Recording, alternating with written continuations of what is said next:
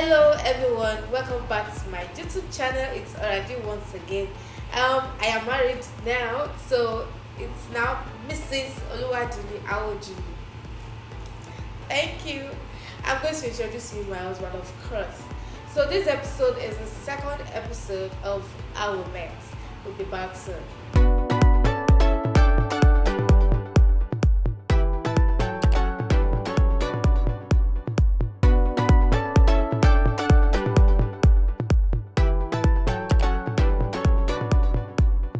Welcome back, my viewers. So right now, meet my darling husband. Baby, where's your ring? Let them know that we are married. Yeah, can you see? We're married actually. So it's real. Mr. Emmanuel Awojulu. Pastor Emmanuel Awojulu. Okay, so last video it was people were asking questions. How did you get our contact? What happened? How did you? So, bro, kick start. Okay, hello guys. It's good to be here once again, and I really appreciate the views from the last time. I read some of the comments, and most of it were very hilarious. All right, so I don't want to waste much time. How I got this beautiful Mrs. Awojulu's contact, but then her name was her name. Okay, I would say it wasn't like the normal, seeing a girl, sighting a girl, going to meet her, and then asking for the contact and all that. Remember, I gave the brief explanation about the God part of it. And so, after the, God leading on talking to this wonderful woman and, being in a relationship with her, the next question that came to my mind was this: how do I get And well, that day, like I said, after prayers, so the question was, call her. Not the question, rather, the leading that I got in my spirit was call her. And I kept on wondering, who do I go to meet? Like, I'm not really that social person in the hostel, the postgraduate hostel back then, so I just keep to myself in my room. I had just one person I really talked to. And then, but when I was thinking of getting a number, I just remembered we have this postgraduate WhatsApp group. Although I don't know what a number will look like. I'm not a genie, of course. But I was optimistic that I was going to get it. So I looked into that WhatsApp group chat, and then I started scrolling. That was a big deal. Believe me. Sorry, baby. So once I got to one tiny picture, you know how it is now when you're looking for pictures on the group chat. I just saw this tiny little picture and I was like, it has to be her. And then I clicked on it and voila, she was the one. So I took the number and then I wasn't scared. Like, normally I should feel this kind of pullback, but I was feeling all strong to go. I just dialed the number and behold, she picked the call. Let me continue from there. Fortunately and unfortunately, in fact, fortunately actually, I was in class reading. I was preparing for some exams. So I was reading because I don't really read in my room, so that I won't get carried away with, sleep and all that, cooking, friends. So I love to go to the class for privacy and concentration. So I was in one of the classes reading, and then this strange number called me. This call came in. I was like, first thing that will come to mind would be like, hey, young boys, yeah, very scammers, yes, so, but when the Holy Spirit is involved in something, you just do it. I picked the call, and it was this young man. Baby, before then, we met in an event. Yeah, there was an event We met there, and see, ladies and gentlemen, That was a be matriculation nice. masters. Seriously, Yeah. be nice. Be a good Samaritan. That day,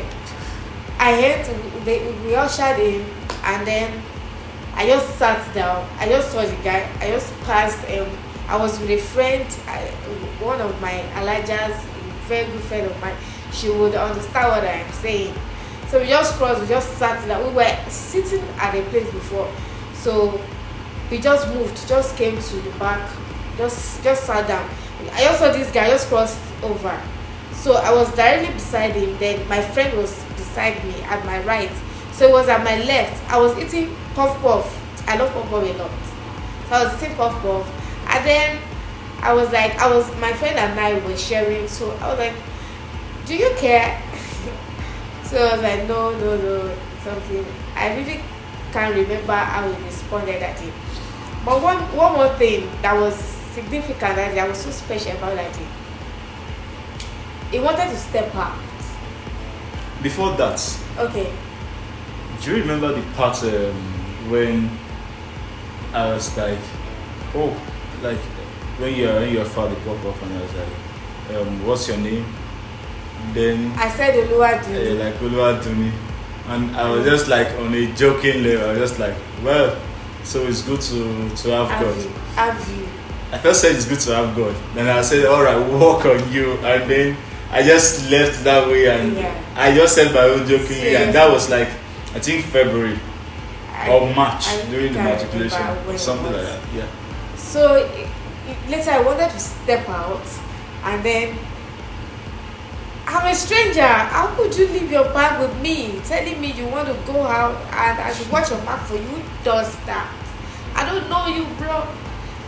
That day when I was taking pictures, I took pictures with him. You know, just a random person because he was sitting beside me. I even posted my WhatsApp. I didn't even know his name. How would you leave your bag with me to watch? Then he left. Brothers and sisters, men and women, be a good Samaritan. We were done. I couldn't find this guy.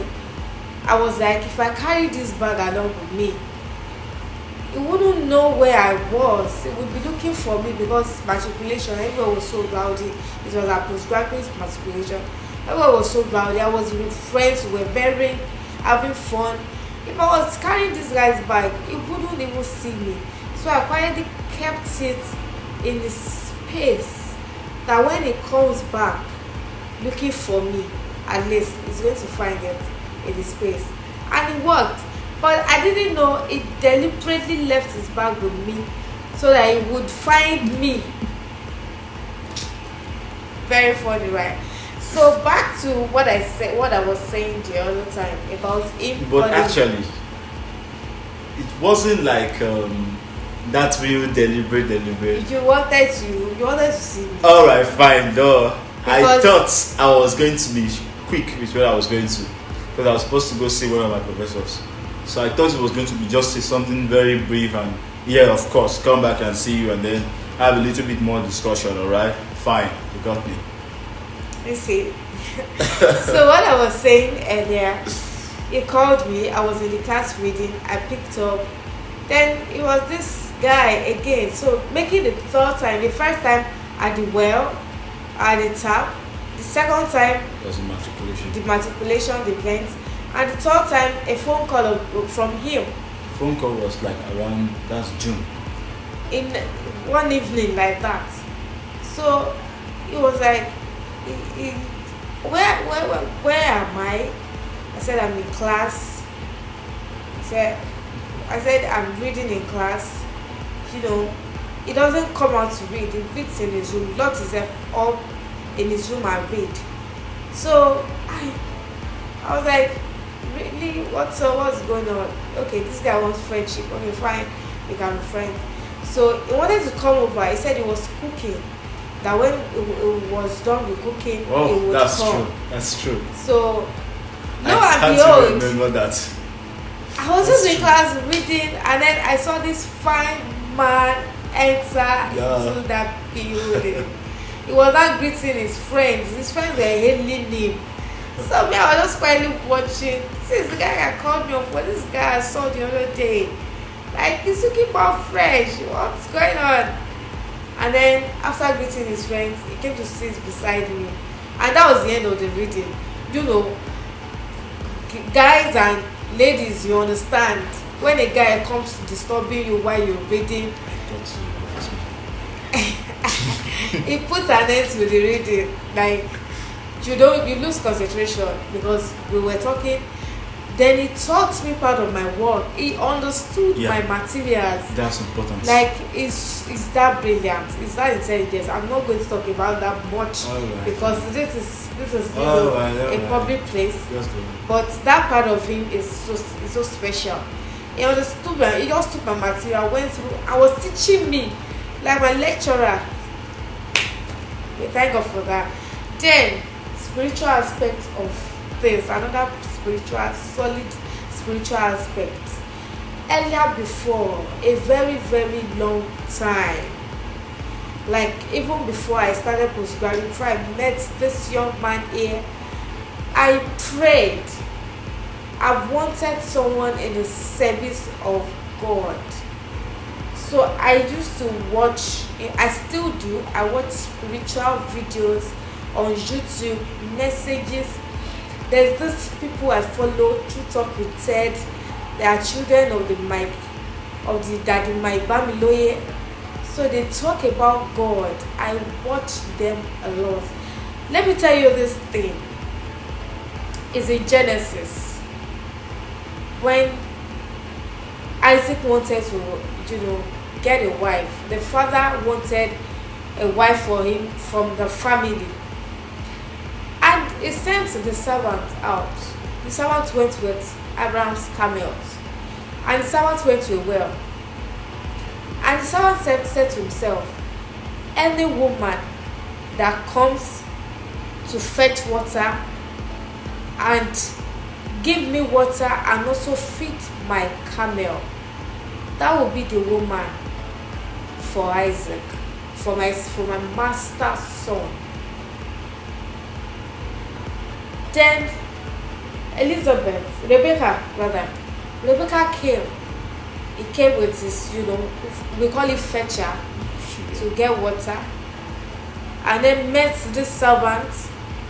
And the servant asked for water. Could you give me some water? And she said, she brought her some water. She fetched water, gave to him, and said, I will not just feed you. I will not just give you water, but I will feed your camel.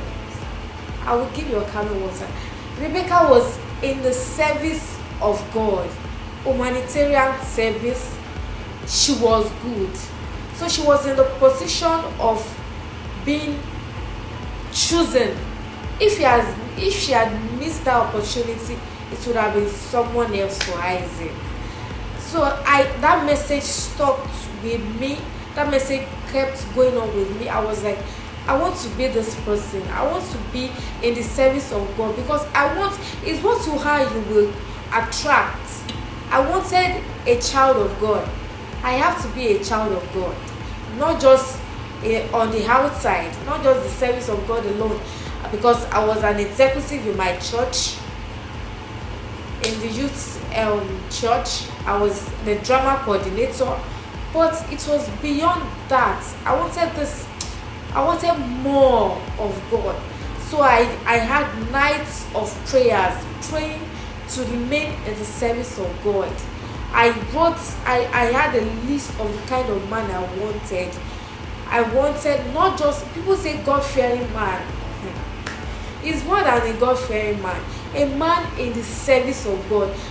A lot of men fear God. A lot of men know there is God. But do they know him personally? Do they fellowship with him? I wanted that kind of man because I know that my marriage is meant to be the will of God. That God has an assignment for my marriage. I've already had that feeling. God has spoken to me. God has spoken to my mom about that. So I have to marry a man that will push me spiritually, that will be able to work spiritually, to achieve those assignments, to bring to manifestation the will of God for our marriage. So Baby, take it from there. All right. So, like she said, she told me then of how much she did some videos, prayer and all of that. And I will say, well, sincerely thank God for that, because personally for me, since I was, although that's quite young, alright, but I will say it is important too.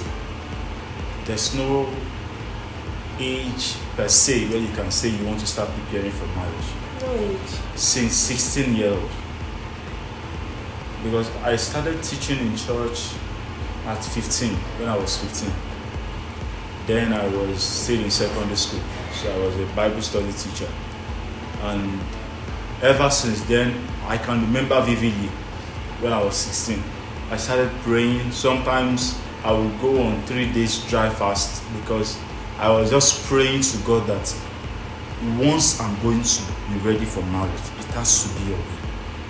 And like my dad used to pray for me, he would say, may the Lord give you his own daughter. I believe that was very, very important as of then, and I still believe it is important for anyone considering marriage. It's better for you to marry a daughter of God. Otherwise, when situation arises, the man doesn't know God, the woman doesn't know God, who do you call? Even in Christian marriage, there are little foxes. Of course. I want to talk about that. Yeah. This is a very important point. You see, the truth is the only perfect one is the Almighty God.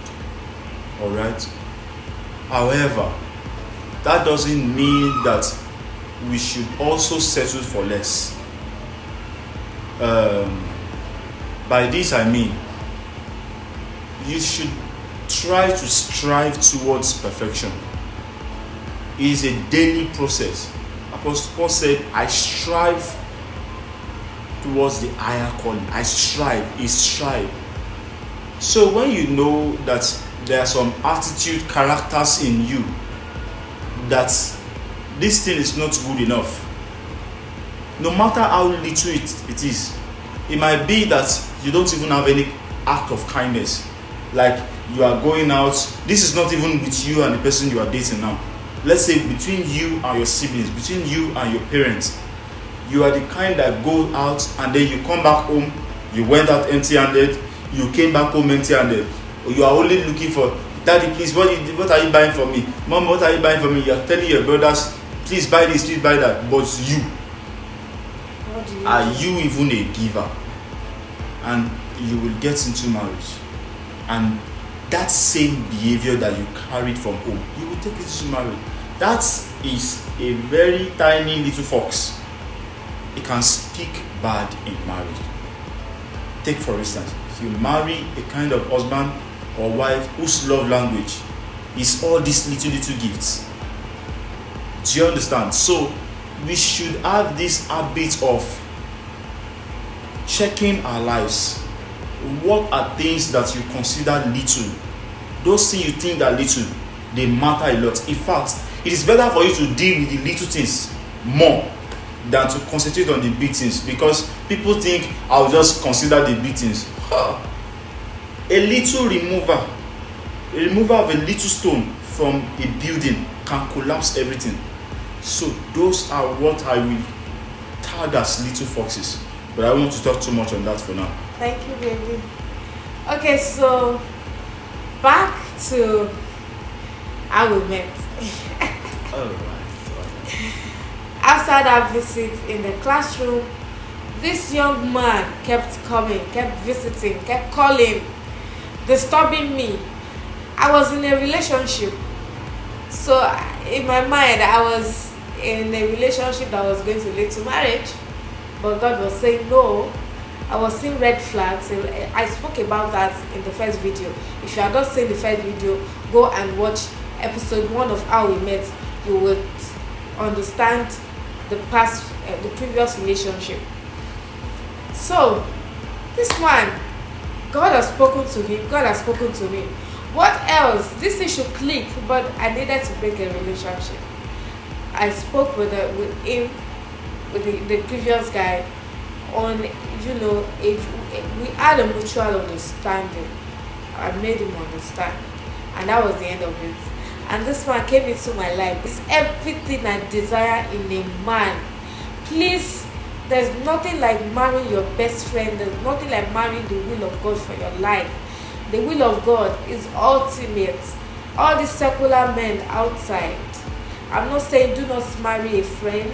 I'm not saying do not marry any guy, but make sure it is the will of God for your life. Because okay. So I wanted to chip this in very quickly, because I don't want it to give this impression that it's just that easy. God spoke to you and then you just go to the lady and you, hello madam, God said you're my wife, A, B, C, D, let's go to marriage. No, it doesn't work that way. To be very honest with you, even though God spoke, it wasn't really that easy. Are you telling me I'm a tough lady? But one thing that kept me going was this: what God said. Believe me, if I was just going for a lady on my own mind, on my own decision, on my own accord, I might have just given up. That's the truth. Because number one, she was in a relationship. She was in a relationship, alright? And then her English is too much. She will be telling me the reason why she can't do this, she can't do that. And then also she knows this for a fact, that I was not pushing, alright? Not like pressing her to. In fact, I remember a certain time. Do you remember you and that fellow had a misunderstanding? You know what I did? I settled the dispute for them, and I told her to continue the relationship. I will go back to my room, sorry to say, to cry. Because why? God said I should go ahead, that this is my wife. Clearly, I had that. Many indelible signs in visions. Personally, not that people told me they saw for me. And now, this person is in a relationship. And there is this beautiful opportunity for them to break up. All I just needed to do was teach her against him. But I was one advising her to go back into it. Forgive him and all of that. Things like that happen. And then I'll go back to my room and I'll be like, God, I have promised one thing in my life, and which is true, that I will never come in between anybody's relationship, like break people's relationship because of my own interest. I would rather, relationship is not by force. I ended the relationship on my own will, because I had known my husband, and I knew that the one I was is not the will of God for me. So I already knew the will of God. I ended it on my own will, and I gave this young man a chance. So that was it. And several times when I wanted to pull back, there's not, like, I can say I tried to pull back of this pursuit for almost 6 to 7 times.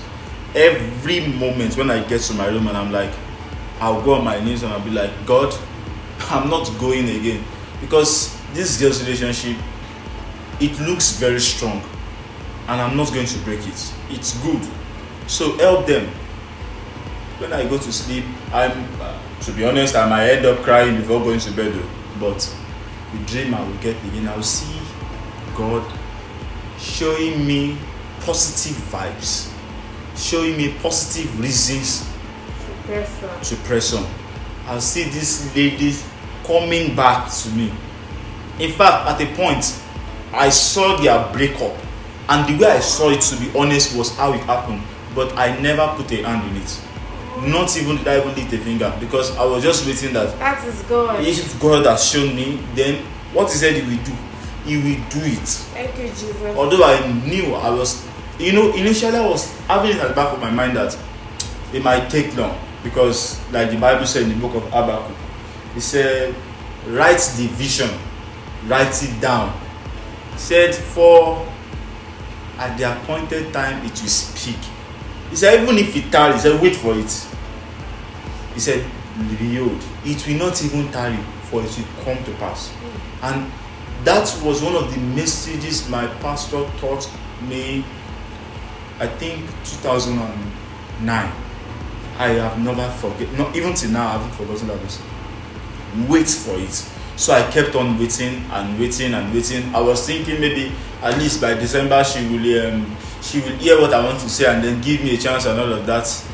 But I didn't know that the one who has even gone ahead of me has finished the work. Yeah. In a very short period of time, he just perfected it. And one more major thing. Our introduction date, our wedding date, God gave us. We didn't choose any of these things ourselves. God himself gave us. In fact, see, being in the will of God though, there are a lot of benefits that follow being in the will of God. And here we are today, I'm married to my best friend, to the best man in the world, to the best thing that ever happened to me. It's my favorite thing in the world. Thank you so much. Thanks for watching. All right, thank you.